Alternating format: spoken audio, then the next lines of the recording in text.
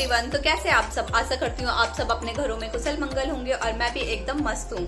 तो आज मैं आपको ले चलती हूँ उत्तराखंड पौड़ी गढ़वाल की उन हसीन वादियों में जहाँ मेरा एक छोटा सा गांव बसा है जिसका नाम है सैली, जो कि अब खाली हो चुका है। वहाँ से पलायन लगभग हो चुका है। वहाँ गिनती के 20-22 लोग रहते हैं। तो चलो मेरी गाँव की तरफ।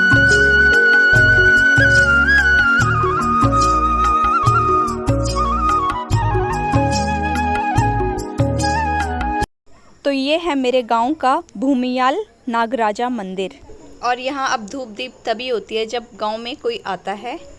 ये है मेरा गांव सैली, जहाँ लगभग पलायन हो चुका है। और ये है मेरा प्यारा सा घर जो कि अब सूना सूना हो चुका है, क्योंकि हम दादी को भी अपने साथ लेके आ गए। अब दादी भी बूढ़ी हो गई। और हमारे बगल में है मेरी बूढ़ दादी का घर, जिनकी वजह से घर में रौनक रहती है। ये है कपूरी का घर, जहाँ कुछ लोग रहते हैं। और उसके बाद सानू चाचा का घर, इनका परिवार भी घर पर ही है। ये है दीपू चाचा का घर और उनका परिवार भी घर पर ही है। ये रहा लक्सू चाचा का घर, और ये है जगत दादा का घर, जिन्होंने गांव का एक छोर संभाल रखा है और इन लोगों ने गांव को आबाद किया हुआ है। धन्य है ये परिवार, जिनकी वजह से गांव का सूनापन दूर हो रखा है। इन्हीं 2-4 परिवारों की वजह से आज गांव में थोड़ी बहुत रौनक है। और अब ये वो घर है जो खाली हैं या टूट चुके हैं या टूटने की कगार पे हैं।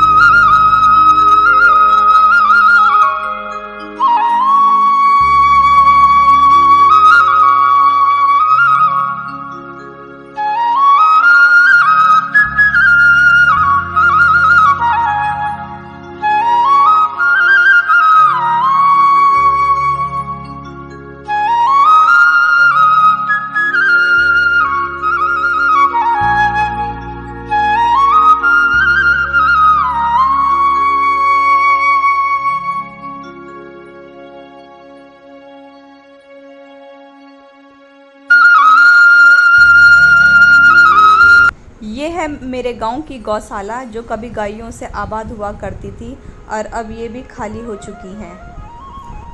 कभी इस गैस का भी खूब जमाना था और अब इसकी बत्ती भी गुल हो चुकी है।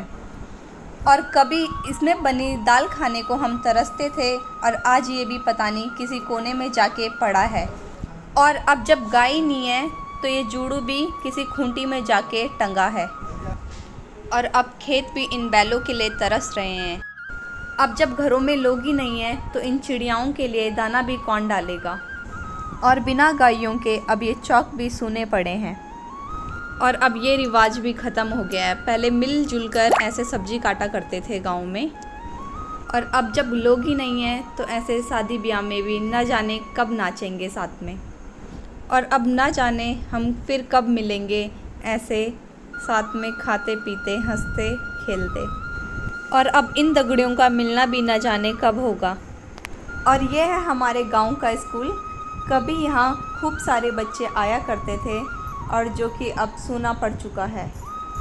और आज इस कुर्सी की एक टांग टूटी और ना जाने मास्टरों ने इसी कुर्सी पर बैठकर कितनों की टांगें तोड़ी होंगी।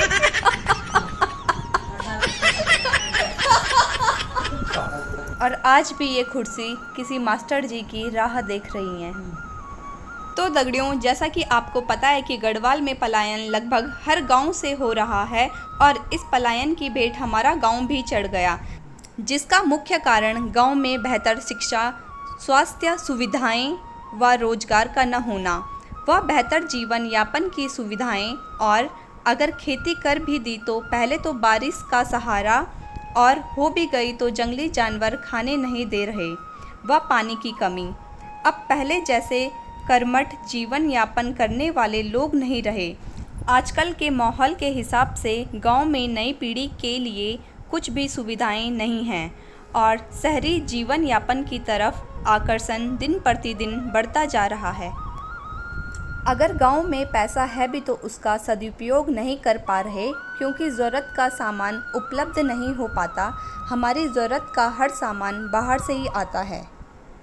इसलिए जब पढ़ाई लिखाई, कॉलेज, जॉब, रोज़मर्रा ज़रूरत का सामान और स्वास्थ्य सुविधाओं के लिए बाहर ही जाना है तो लोगों के मन में है क्यों ना हम बाहर ही जाके बस जाएं। तो कोई कोटद्वार, कोई दिल्ली, तो कोई देहरादून बस गया। तो दगड़ियों, ये थी मेरे प्यारे गांव शैली की एक झलक। वैसे पलायन तो शाश्वत नियम है, जुड़ना व बिछड़ के जुड़ जाना ही विकास को परिभाषित करता है। जो भी गए हैं गांव का नाम रोशन कर रहे हैं, पर मैं अपने गांव के रहवासियों से यही विनती करती हूं कि हमारे पुरखों ने हमको ये विरासत दे रखी है, उसकी उचित देखभाल करें और किसी न किसी बहाने अपने गांव की माटी की सुगंध लेने के लिए ज़रूर आते रहें। अंत में मैं इष्ट देव नागराजा व माँ भगवती से हाथ जोड़कर प्रार्थना करती हूँ, मेरे गांव वाले जहाँ भी रहें सकुशल आरोग्यता के साथ रहें।